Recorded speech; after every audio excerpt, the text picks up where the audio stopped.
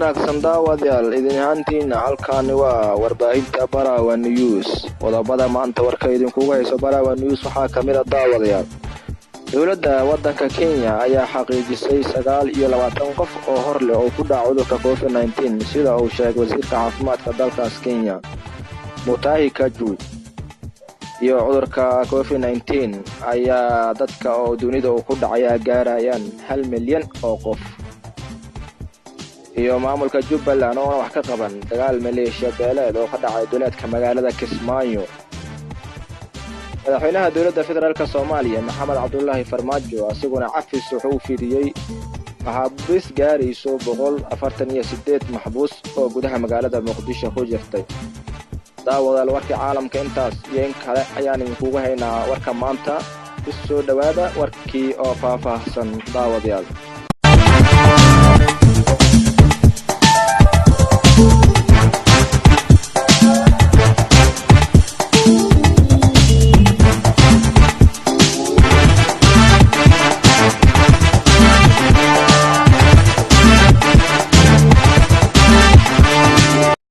daawadayaal waa maalinimo Khamiis ah taariikhdu ay ku beegan tahay 2 Abriil 2020.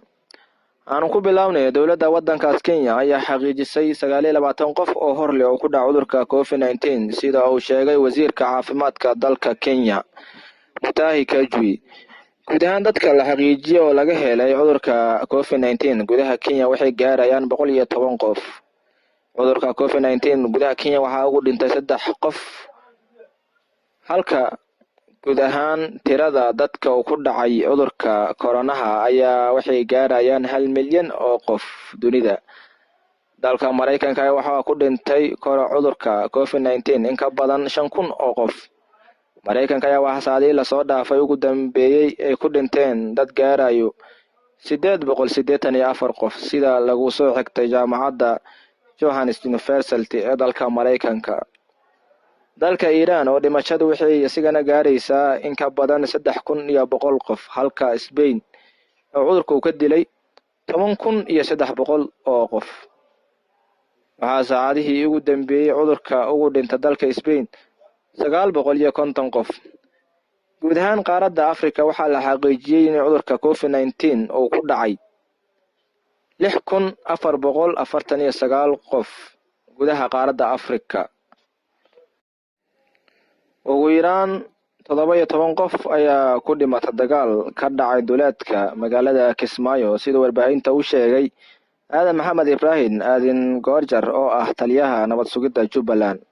dagaalka ayaa u dhaxeeya 2 maleeshiya beeleed oo ku sugan halkaas inkastoo ay dadaalo ay wadaan odayaasha iyo culimada deegaanka sida in dagaalka lagu soo afjaro. dagaalka ayaa u dhaxeeya maleeshiya beeleed oo ka dhacay duleedka magaalada Kismaayo soo noqnoqday dhowrkii bilood oo la soo dhaafo. waxaa horay u guuldareystay dhowr heshiis ay dhinacyada ka gaareen colaadda oo ka bilaawata daaqsin. madaxweynaha dowladda federaalka Soomaaliya Maxamed Cabdullaahi Farmaajo ayaa asiguna cafis u fidiyay dad gaaraya 148 maxaabiis ah oo loo haystay inay galeen dembiye fudfudud sida lagu sheegay qoraalka soo baxay madaxtooyada.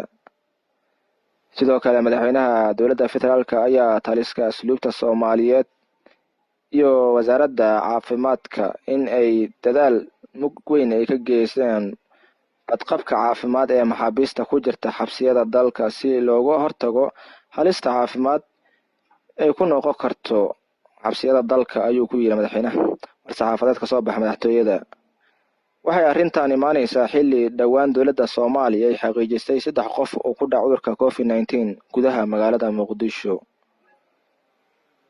warkii caalamka iyo gudaha daawadayaal idinkaaga hayn waa naga intaas. dhinaca farsamada waxaa noo fadhan Injineer Saki anigu Cabdiraxmaan warka ayaan idila socodsiinayay. faafinta warka waa xaqiina sidaas iyo nabadgelyo daawadayaal.